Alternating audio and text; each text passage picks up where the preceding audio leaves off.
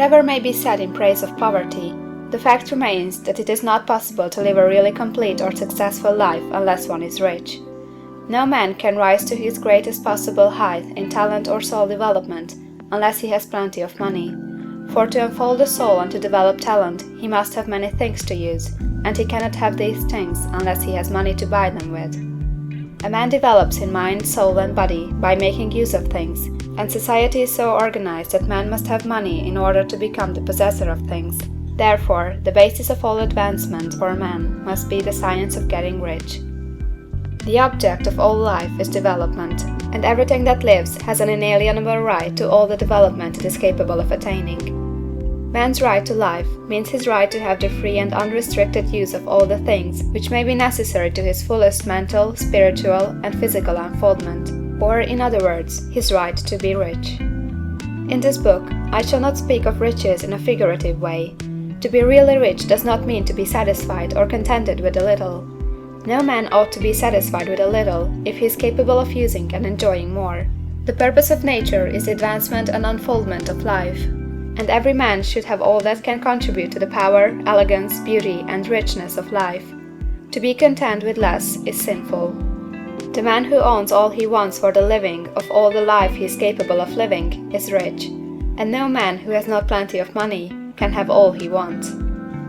Life has advanced so far and become so complex that even the most ordinary man or woman requires a great amount of wealth in order to live in a manner that even approaches completeness.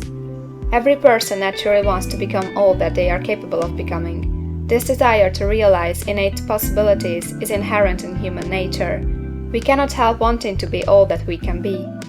Success in life is becoming what you want to be. You can become what you want to be only by making use of things, and you can have the free use of things only as you become rich enough to buy them. To understand the science of getting rich is therefore the most essential of all knowledge. There is nothing wrong in wanting to get rich. The desire for riches is really the desire for a richer, fuller, and more abundant life, and that desire is praiseworthy. The man who does not desire to live more abundantly is abnormal, and so the man who does not desire to have money enough to buy all he wants is abnormal. There are three motives for which we live. We live for the body, we live for the mind, we live for the soul. No one of these is better or holier than the other. All are alike desirable, and no one of the three, body, mind, or soul, can live fully if either of the others is cut short of full life and expression. It is not right or noble to live only for the soul and deny mind or body, and it is wrong to live for the intellect and deny body or soul.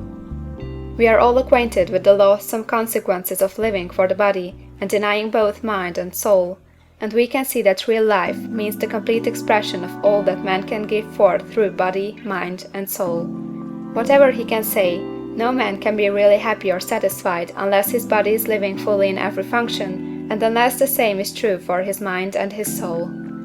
Wherever there is unexpressed possibility, or function not performed, there is unsatisfied desire. Desire is possibility seeking expression, or function seeking performance. Man cannot live fully in body without good food, comfortable clothing, and warm shelter, and without freedom from excessive toil. Rest and recreation are also necessary for his physical life. He cannot live fully in mind without books and time to study them, without opportunity to travel and observation, or without intellectual companionship. To live fully in mind, he must have intellectual recreations, and must surround himself with all the objects of art and beauty he is capable of using and appreciating. To live fully in soul, man must have love, and love is denied expression by poverty. A man's highest happiness is found in the bestowal of benefits on those he loves. Love finds its most natural and spontaneous expression in giving. The man who has nothing to give cannot fill his place as a husband or father, as a citizen, or as a man. It is in the use of material things that the man finds full life for his body, develops his mind, and unfolds his soul. It is therefore for supreme importance to him that he should be rich. It is perfectly right that you should desire to be rich. If you are a normal man or woman, you cannot help doing so. It is perfectly right that you should give your best attention to the science of getting rich, for it is the noblest and most necessary of all studies. If you neglect this study, you are derelict in your duty to yourself. to God and humanity. For you can render to God and humanity no greater service than to make the most of yourself.